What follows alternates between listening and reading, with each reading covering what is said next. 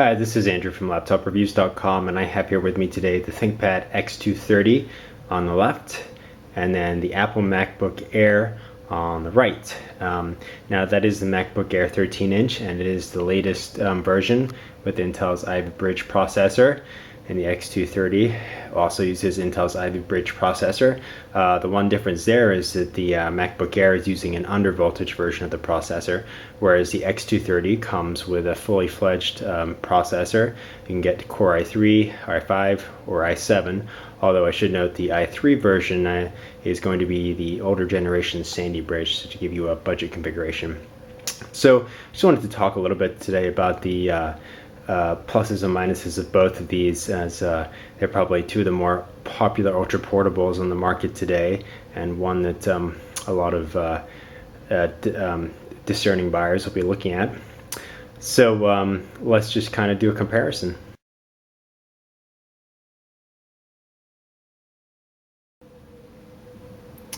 First, let's talk about the screens a little. So the ThinkPad X230 comes with a 1366 by 768 resolution screen, and the MacBook Air 13-inch comes with a 1400 by 1900 screen. So right there you have a slight advantage with the MacBook Air having a higher resolution screen.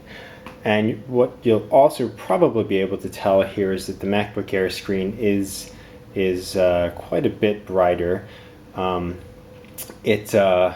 It has a glossy finish, but it's not horribly glossy, and it's not really reflecting anything right now. I don't have a strong lighting source behind me, so that kind of helps. The X230, meanwhile, its screen I believe is around 220 nits, and it's just not as bright when you put them next to each other. It's a matte screen, which will also tend to make it look less bright. Now, there is one advantage the X230 does have, or maybe two, I'll name. If I tilt the screen back here, you'll see the colors really hold true. Now, if I tilt back the Apple MacBook Air screen, bonk, the colors kind of distort. The MacBook Air, while it has a pretty good screen, it is not IPS, whereas the X230 offers an IPS screen. Also note that the X230 screen can tilt back all the way. Some people might like that. The MacBook Air screen right here is the furthest it goes back. So it tilts back at about, I don't know, I'm going to say 60 degrees or so, which is probably sufficient for most, but those that really like to have their screens tilt back all the way, the X230 does get the advantage there. Let's talk about the keyboards a little bit here.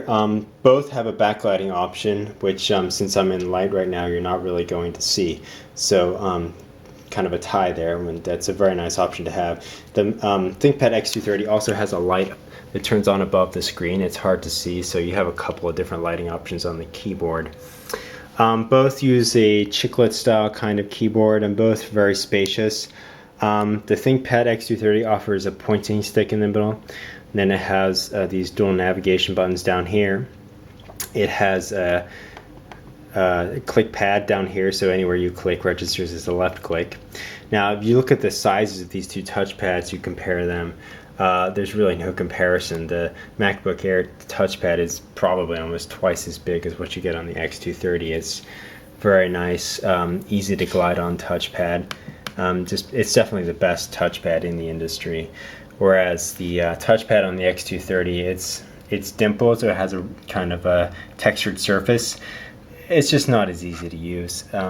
It's okay, but really most people using a ThinkPad are going to be using the pointing stick, and that's where Lenovo tends to focus. So you know, you do have the benefit of having two input navigations there for the X230, but the touchpad just is not as good as the MacBook Air.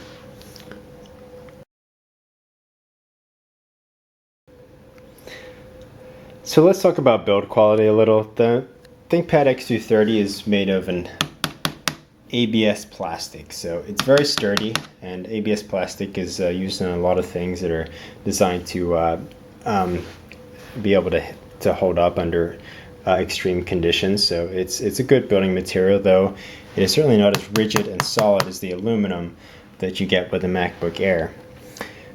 Certainly it does not look as nice. I think anyone will tell you that the MacBook Air on the right is much more of a looker than the X230 on the left, especially if you close the lid down and see how sleek it looks with this just unibody design and how thin it is.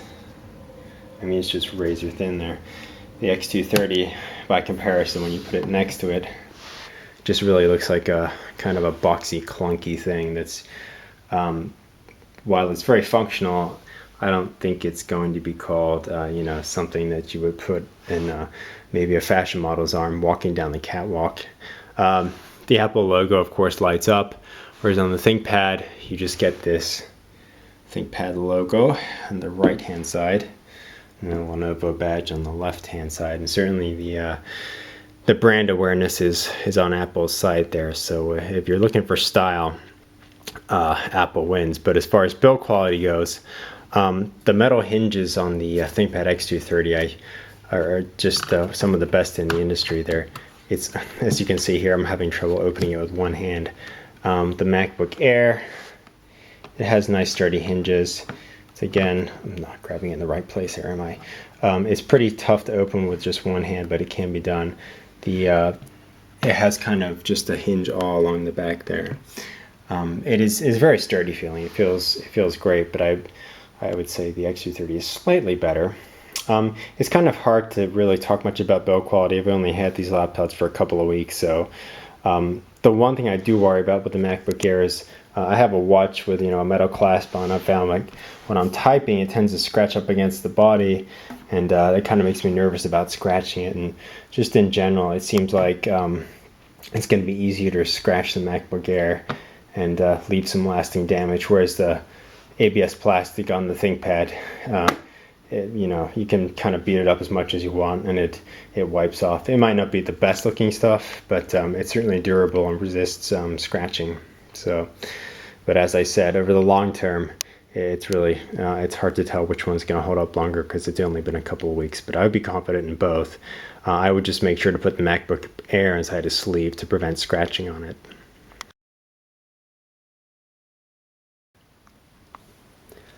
So let's just check out the weights of these laptops. The X230 has a 6-cell battery, and you can actually get a 4-cell battery to help the weight. But with this standard 6-cell, it's 3 pounds and 7 ounces, so just a shade under 3.5 pounds there. Now the MacBook Air has a bigger screen, 13-inch screen. By the way, it's a 12.5-inch screen on that ThinkPad X230, which I did forget to mention earlier. But let's put the MacBook Air on the scales here, and you see it zeroed out. And yeah, it's a lot lighter. It's 2 pounds, 15 ounces, so almost 3 pounds there. And so it's about a half pound lighter.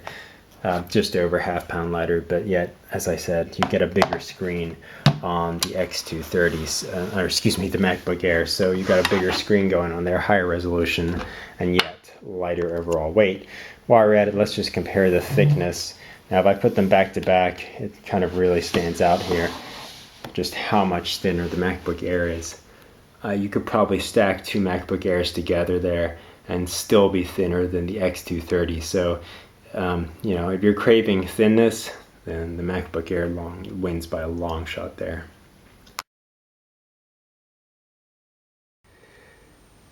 Let's check out the port selection on these laptops. So I have the MacBook Air on top of the X230. Let's just talk about the MacBook Air. So you have the power connector here, then you have your USB 3.0 port there, then you have your headphone port right there.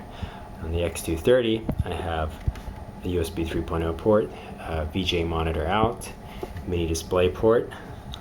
I have another USB 3.0 port, then I have an express card 34mm slot, which allows you to make some upgrades there.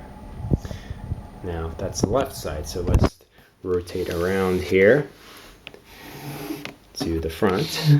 There are no ports on the front of either of these. The MacBook Air is obviously too thin to be able to fit anything there. I'm going to move around to the right side. So the MacBook Air here has a SD card slot, then it has another USB slot, and then it has a Thunderbolt connector. Then on the X230, we have a media card reader. We have a charged USB 2.0 port. Then we have an Ethernet port, and then we have a dual headphone microphone port. On the back of the X230 is just the power connector. The MacBook Air has no ports or inputs on the back. So with the X230, you certainly do get more options there as far as port selection, as you would expect, as it is thicker.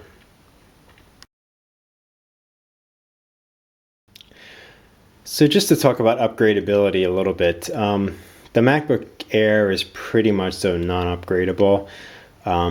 For instance, if you need to replace the battery after a couple of years of its dying, you'd have to take it into an Apple store or ship it back to Apple to have that replaced.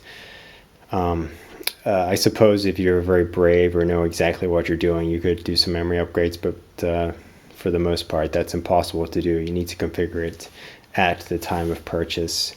The X230, meanwhile, has a removable battery. You can put in a 6-cell or a 4-cell or a 9-cell. It has a docking port connector, so you can connect to an external docking station and increase the number of ports and quickly connect to another monitor. And there's a panel you can easily remove here to add memory. The hard drive is also easily accessible over here on the, well, what is the right hand side, but right now as I look at it, it's the left. So you can easily upgrade that and put in an SSD, whatever. It's also got an, you can also put in an mSATA SSD for the fast boot up with the OS on that. So quite a range of options for the X230. As far as upgradability, if you want to think in the future to add some options, then the X230 would win in that regard.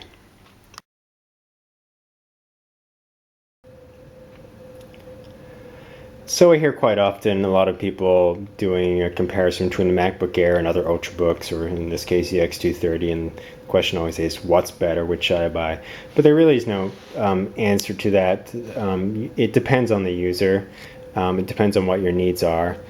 For instance, like I said, if you want to make a bunch of upgrades or be able to expand down the road, the X230 would obviously be the better choice. If you care more about looks and design and style, and you like the Mac OS, and that's just one thing I'm not going to get into, the Windows versus Mac OS thing. That's a whole separate debate, and you either prefer one or the other or don't care. So it's really up to you. So of course, price is another issue. The X230 can be found pretty easily for under $1,000 with a decent configuration. The MacBook Air, on the other hand, this is a 13-inch model, starts at around $1,250. This particular configuration has the Core i5 and then 8 gigabytes of RAM, 56 gigabyte SSD. Was around $1,500, so it's not cheap at all. But it's a lot thinner, and it looks nicer, and just is a great machine. If you're able to pay that amount and you like the benefits it has over the X230, it's certainly worth it. So in conclusion, these are both two great laptop choices that might fit the needs of certain people, and you just have to, based on the advantages and disadvantages of both, make the decision which is best for you.